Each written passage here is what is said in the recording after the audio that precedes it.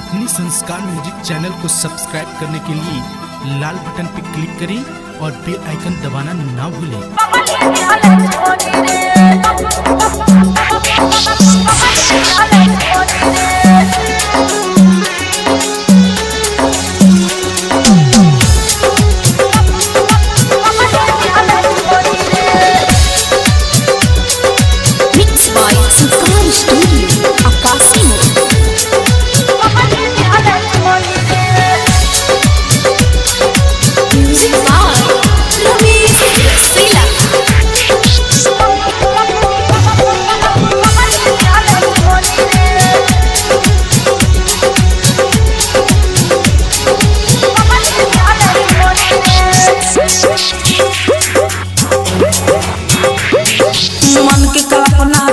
सपना दिहले हमर हथोड़ी रे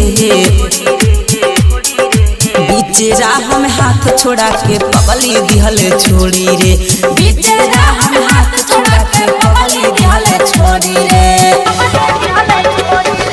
बोल कौन कमी रहे मुहवा लिहले मोड़ी रे बीचे राह में हाथ छोड़ा के पगली दिहले छोड़ी रे बीचे राह में हाथ छोड़ा के पगली दिहले छोड़ी रे।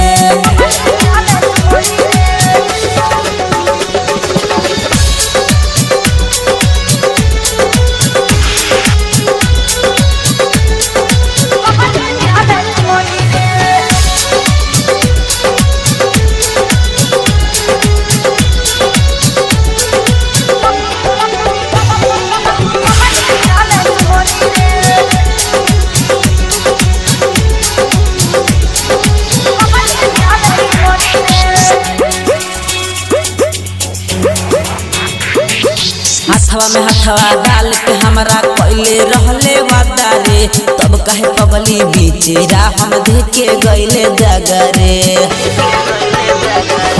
हथवा में हथवा डाल के हमरा कोइले रहले वादा रे तब कहे पगली बीचे राह में देके गइले जगह रे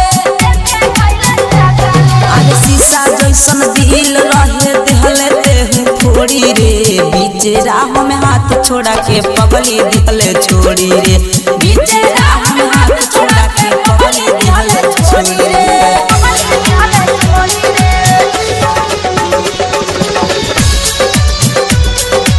मिक्स बाय संस्कार स्टूडियो आकाशी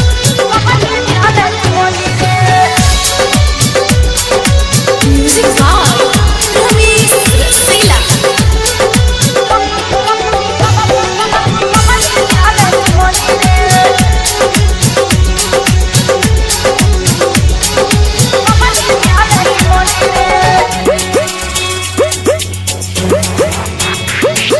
रामेश्वर रसीला के ते कहत रहले जान रे सोनू भुअर के ते काहे भइले आरामान रे